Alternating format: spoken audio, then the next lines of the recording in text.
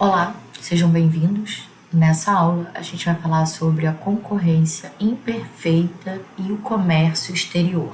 O objetivo dessa aula é apresentar modelos de comércio com concorrência imperfeita.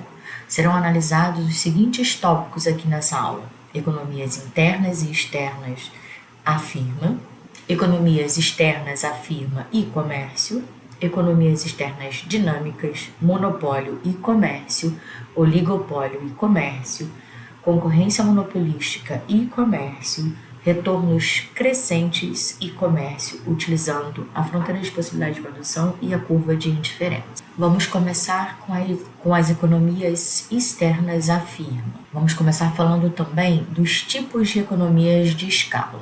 Nós temos economias de escala que são internas à firma e economias de escalas que são externas à firma. A economia interna à firma, ela geralmente ocorre quando a curva de demanda corta a curva de custo médio de longo prazo da firma antes do produto de mínimo, antes do ponto de mínimo do custo médio.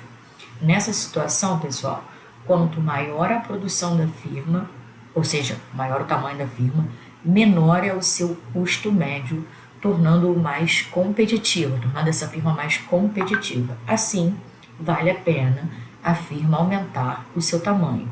No limite, terá somente uma firma que será monopolista nesse caso. Essa estrutura de mercado é denominada monopólio natural, que é esse gráfico que vocês estão vendo na tela. Você tem o custo médio, tá? X, que é a produção de X. No limite, a gente tem um monopólio. Esse ponto verdinho aqui é o ponto de mínimo do custo médio. E como eu falei, no limite, há apenas uma firma nesse mercado. E ela é a firma monopolística. Por que isso ocorre, pessoal? Isso ocorre devido à tecnologia disponível. Para uma empresa produzir com o menor custo mínimo, a escala eficiente que a gente fala, a sua produção deve ser absorvida pela demanda total, ou seja, dado o tamanho da demanda e a escala de produção eficiente, só há lugar para uma empresa. Ao contrário, em concorrência perfeita, como a gente viu, uma empresa atinge a escala de produção eficiente, que é o ponto mínimo da curva de custo médio de longo prazo, com um nível de produção que corresponde a uma parcela muito pequena da demanda total.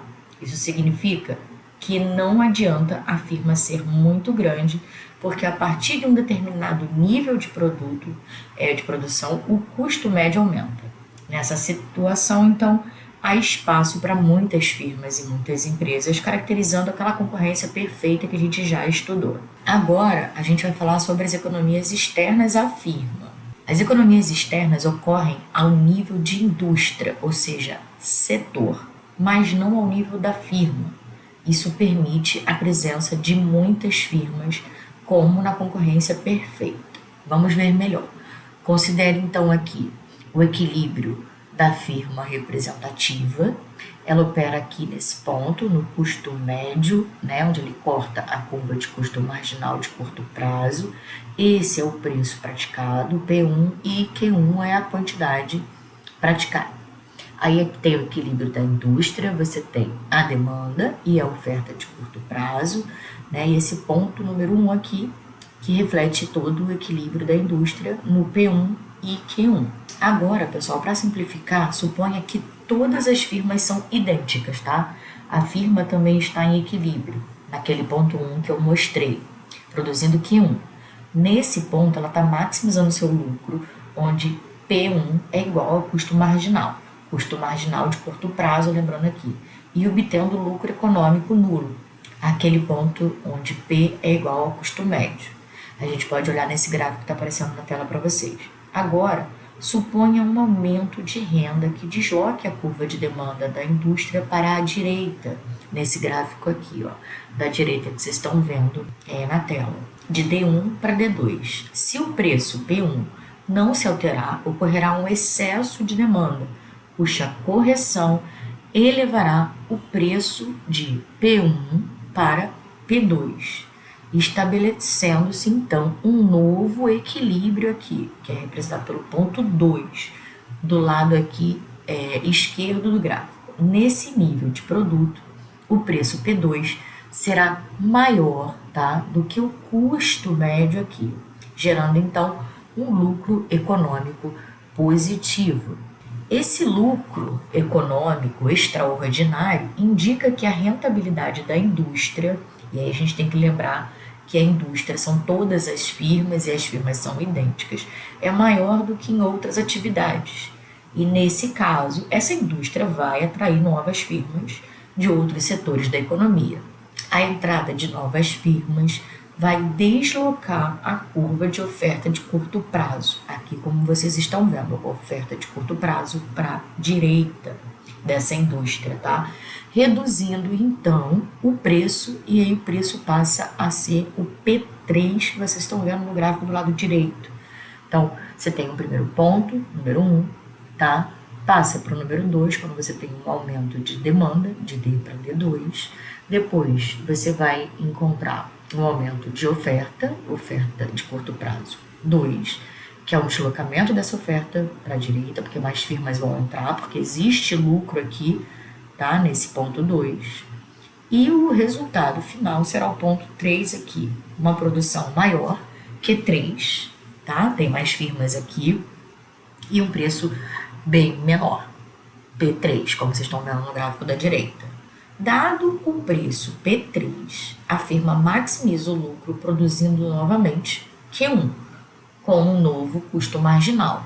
Esse novo custo marginal está aqui, ó, nesse gráfico à esquerda, tá? CMA CP2.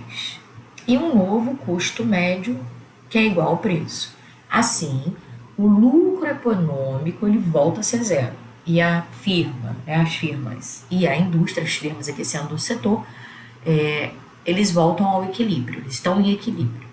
No lado direito do gráfico 3, a gente pode notar que a curva de oferta da indústria no longo prazo, ela é decrescente. Como vocês podem ver aqui, essa curva pontilhada, que é a oferta de longo prazo, ela é decrescente. Por que esse resultado ocorre na presença de economia externa, de economias externas? O que são aqui economias externas?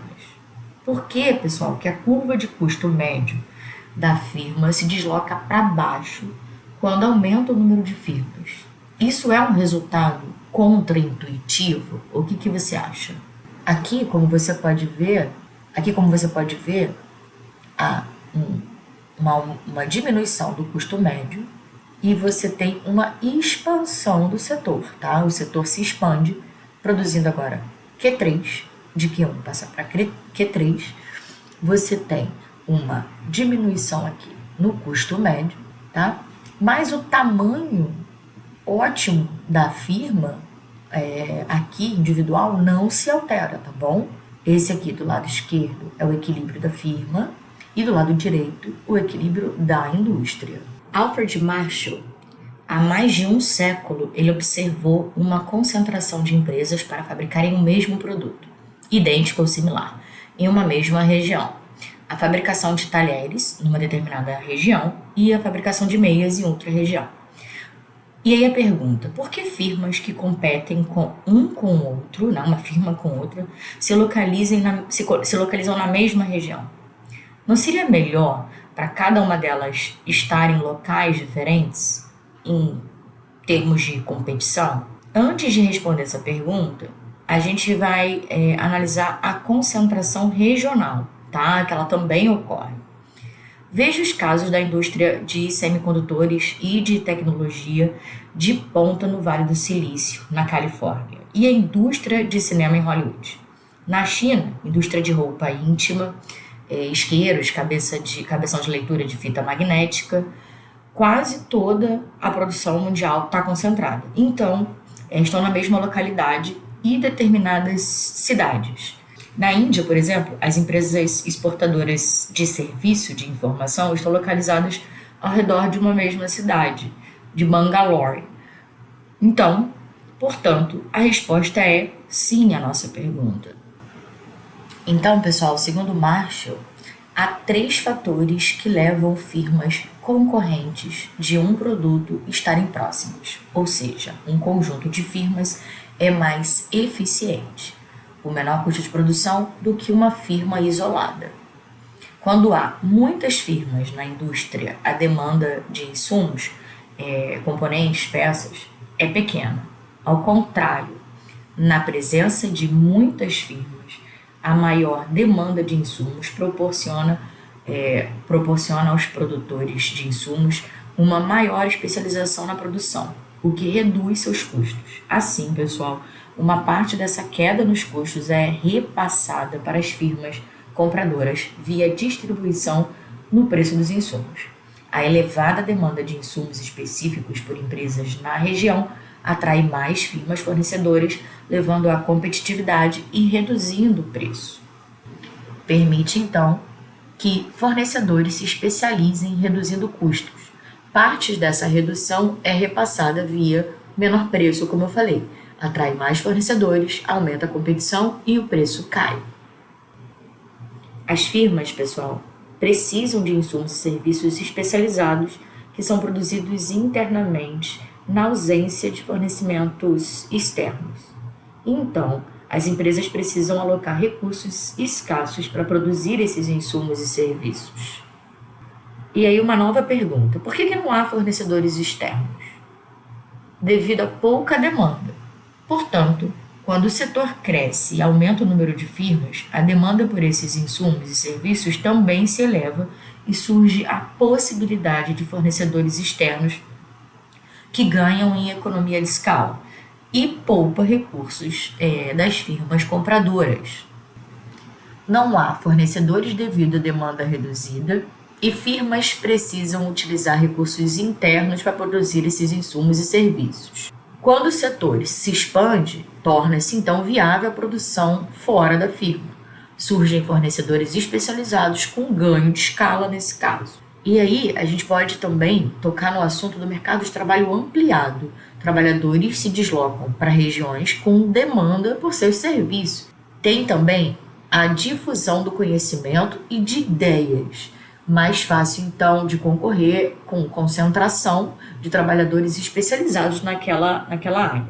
O aumento, então, da difusão de conhecimento entre as firmas produtoras reduz, então, o custo. A difusão de conhecimento ocorre por meio de troca informal de conhecimento e de ideia entre funcionários de várias empresas. Eu espero que vocês tenham aprendido um pouco mais e até a próxima aula.